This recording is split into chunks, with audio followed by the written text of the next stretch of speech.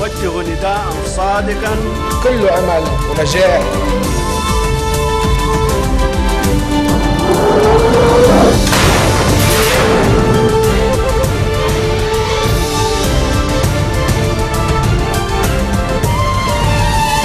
Bonjour à tous et merci de nous rejoindre sur Futur TV pour cette nouvelle édition de la rédaction. Tout de suite, les titres de ce journal. Le Liban se prépare au 4e et dernier dimanche d'élection municipale. Le Liban Nord se rend demain aux urnes. La France et le Liban célèbrent 20 ans de coopération en matière de formation. Prochaine étape, le numérique avec le lancement du chantier du centre Rafik Hariri qui doit accueillir l'incubateur Smartesa. Le nouveau Parlement iranien est entré en fonction à la veille de l'élection du président de l'Assemblée. Le guide suprême exhorte les députés à résister aux ruses de l'ennemi de l'Iran. Le Liban se prépare au 4e et dernier dimanche d'élection municipale. C'est au tour du Liban Nord de se rendre aux urnes demain. Batroun et Tarnourine, Kobeyat, Psharé et puis évidemment Tripoli sont les circonscriptions majeures de la région. Dans la capitale du Liban Nord, la bataille s'annonce serrée à Tripoli. 3 listes s'affrontent demain. La première, présidée par Azam Awada, est baptisée la liste d'entente politique et parrainée par le courant du futur, Najib Miati, l'ancien ministre Mohamed Safadi, l'ancien ministre Faisal Karameh et la Jama Islamia. En face, la liste de la décision de Tripoli, soutenue par Ashraf Rifi, l'ancien ministre de la Justice. Et puis une troisième proposition a vu le jour ces dernières semaines à l'initiative de l'ancien député Misbah El Artab. Le Hezbollah semble vouloir miser sur la discrétion durant ces élections. Hassan Nasrallah entend prendre des mesures contre les auteurs de tirs de célébration. Ces propos ont été rapportés par le quotidien Al Akhbar. Le problème des tirs est humiliant et honteux, a déclaré le chef du parti chiite qui s'exprimait lors du 31e anniversaire de la formation des scouts de l'imam Mehdi. La semaine dernière, le ministre de la Santé, Wael Abou-Faour, avait déjà exhorté le gouvernement à mettre fin aux tirs de célébration après les incidents qui ont récemment entraîné la mort d'au moins un jeune homme dans la Bekaa. Un anniversaire franco-libanais a été célébré hier à l'ESA, 20 ans de coopération en matière de formation. Au cœur de ce partenariat, 3 institutions, l'Institut des finances Bassel Flehan, l'ESA, l'École supérieure des affaires et le programme CEDRE de partenariat scientifique Hubert Curien. Tous jouent un rôle stratégique au service de l'enseignement supérieur et de la recherche au Liban. Les entreprises et les administrations publiques sont les bénéficiaires directs de ce travail.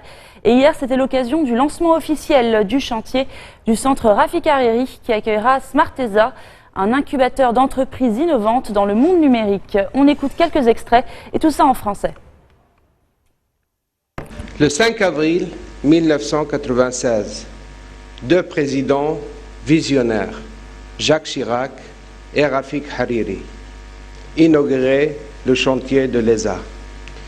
Ils voulaient doter Beyrouth d'une institution permettant aux étudiants, cadres et dirigeants du Liban et du Moyen-Orient de bénéficier de formations de très haut niveau dans un pays ouvert et dynamique, au cœur d'un unique carrefour économique, culturel et linguistique.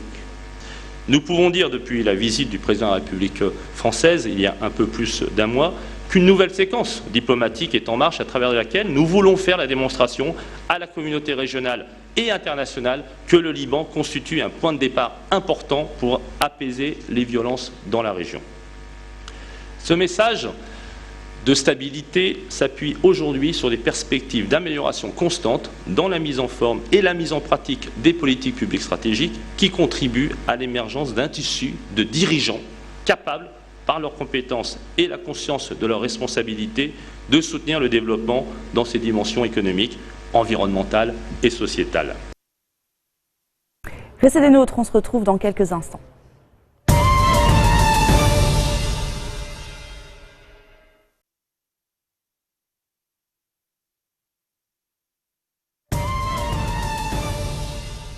Le nombre de civils syriens assiégés a augmenté de 75 000. Actuellement, près de 600 000 personnes sont menacées, que ce soit par l'armée syrienne ou par les groupes armés. Le directeur des opérations humanitaire de l'ONU cite plusieurs localités, Homs, la banlieue rurale de Damas, Yarmouk, Deir ez-Zor, Foa, Kefraya. Selon Stephen O'Brien, ces chiffres montrent la nette détérioration de la situation des civils, alors même qu'une cessation des hostilités est en place en Syrie depuis fin février. Dans la ville irakienne de Falloujah, la population est actuellement prise en étau entre les djihadistes et les forces pro-gouvernementales qui cherchent à reprendre la ville. La reconquête de Falloujah, tombée aux mains de l'organisation État islamique il y a 2 ans, a débuté il y a 6 jours. La coalition menée par les États-Unis gagne du terrain. Elle aurait tué Maher al-Biawi, le chef local des combattants du groupe djihadiste. Dans le nord de la Syrie, des militaires américains ont été photographiés arborant l'insigne des YPG, une milice kurde considérée comme terroriste par Ankara. La Turquie dénonce l'hypocrisie de Washington. La photo au cœur de la polémique entre Washington et Ankara. Sur l'uniforme de ces soldats des forces spéciales, des drapeaux américains et des insignes des YPG, les combattants kurdes de Syrie. Un symbole inadmissible pour la Turquie.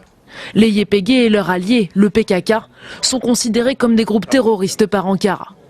Excédé, le ministre des Affaires étrangères turc ironise. Nous conseillons aux soldats américains de porter l'insigne de Daesh, d'Al-Nusra et d'Al-Qaïda quand ils vont dans d'autres régions de Syrie. Ils peuvent même porter l'insigne de Boko Haram quand ils vont en Afrique. Pour Washington, si le PKK est classé parmi les organisations terroristes, ce n'est pas le cas des YPG. Bien au contraire, ils sont perçus comme de redoutables combattants. Épaulés par les forces spéciales, ils ont lancé une vaste offensive contre l'organisation de l'État islamique autour de Raqqa. Mais pour ne pas froisser davantage son allié turc, Washington reconnaît des maladresses. Porter ces insignes des unités de protection du peuple, les YPG, n'a pas été autorisé et est inapproprié. Des mesures correctives ont été prises. Nous l'avons bien communiqué à nos partenaires et alliés militaires dans la région. Les États-Unis ont plus de 200 soldats des forces spéciales dans le nord de la Syrie. Leur mission, conseiller les forces démocratiques syriennes, un groupe composé de combattants kurdes et arabes dont les YPG, pour combattre l'organisation de l'État islamique. Le nouveau Parlement iranien est entré en fonction aujourd'hui. Les plus hauts responsables du pays, dont le président Hassan Rouhani, étaient présents à la cérémonie d'ouverture. Prochaine étape, l'élection demain du président de l'Assemblée. On a beaucoup parlé ces derniers temps d'une poussée des réformateurs et des modérés en Iran. Je vous propose d'écouter le point de vue de Ramin Parham, un écrivain iranien interrogé ce matin par France 24. C'est-à-dire cette mascarade dure depuis maintenant un certain temps. Si vous voulez, l'un est dit réformateur, l'autre est dit conservateur. La propagande officielle relayée à Paris et à Washington avait dit que la liste de l'espoir l'avait emporté lors des élections du mois de février, que les choses allaient changer.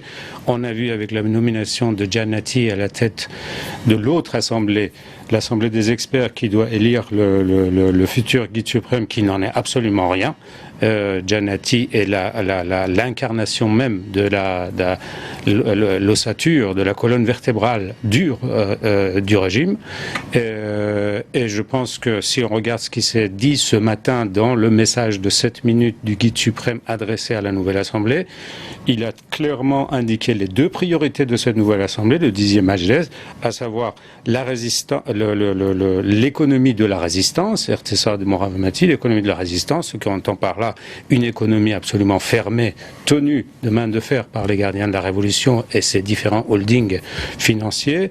En 2e priorité, le renforcement du caractère islamique du régime et de la Révolution et de ce qu'il appelle la culture islamique. Et on entend également, on comprend ce qu'il entend par là, sachant que pas plus tard qu'hier, 3 artistes iraniens ont été rappelés par la justice. Une page de foot à présent avec la rencontre ce soir des 2 plus grands clubs de Madrid, le Real contre l'Atlético. C'est aussi un duel entre des très grands joueurs. Florent Rodeau nous en dit plus. Ou Atlético, dans les rues de la capitale espagnole, tous les Madrilènes ont déjà leurs favoris. Victoire du Real 3-1. 2-0 pour l'Atlético. Le résultat, victoire du Real. L'Atlético 2-1. 2-1. Mai 2014, le Real Madrid remporte sa 10e Ligue des Champions aux dépens de l'Atlético. S'ensuit une parade triomphale devant des dizaines de milliers de supporters qui ont attendu l'équipe toute la nuit. 2 ans après, bis repetita avec cette finale 100% madrilène. L'Atlético ne veut pas parler de revanche, mais rêve de décrocher son premier sacre dans la compétition. La finale va se jouer à 50-50, c'est clair. Les deux équipes ont les mêmes options. C'est un match où nous avons tous les mêmes possibilités, tous, et bien sûr que nous voulons gagner. Pour le Real, la saison qui avait mal débuté pourrait s'achever en apothéose. Le club a déjà arraché une 2e place inespérée en Liga et une victoire en Ligue des Champions serait une consécration pour Zinedine Zidane qui entraîne le club depuis 5 mois seulement. C'est la chance que j'ai de pouvoir être ici et de vivre ce moment-là, que je vais vivre avec mes joueurs, avec le staff, avec tout le monde, avec tous les supporters. La chance que j'ai d'être entraîneur de cette équipe. Samedi soir, c'est tout Madrid qui retiendra son souffle devant la télévision.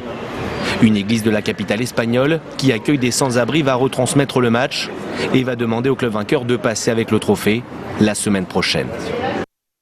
Après le Panthéon recouvert de figures d'anonymes et l'Assemblée nationale servant de support à des portraits filmés lors de la COP21, l'artiste français JR prend d'assaut un nouveau monument parisien, le Louvre. Ne cherchez pas la célèbre pyramide du Louvre. Grâce à l'artiste JR, elle s'est volatilisée. Un jeu d'optique qui permet de révéler ce qui est d'ordinaire caché.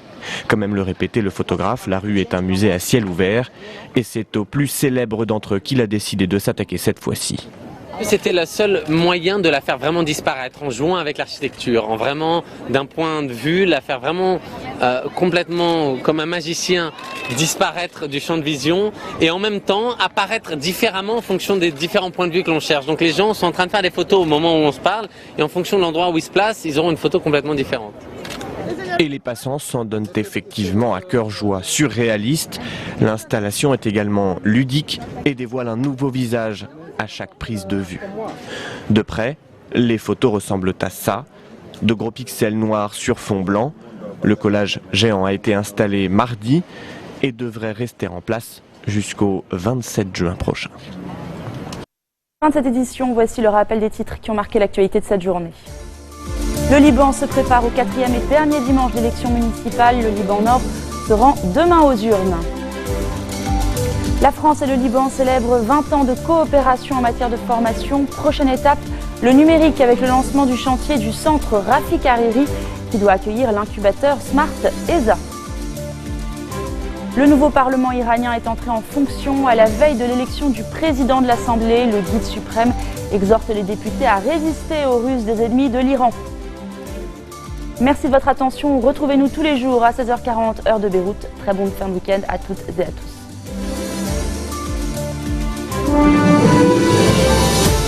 وجه نداء صادقا كل أمل ونجاح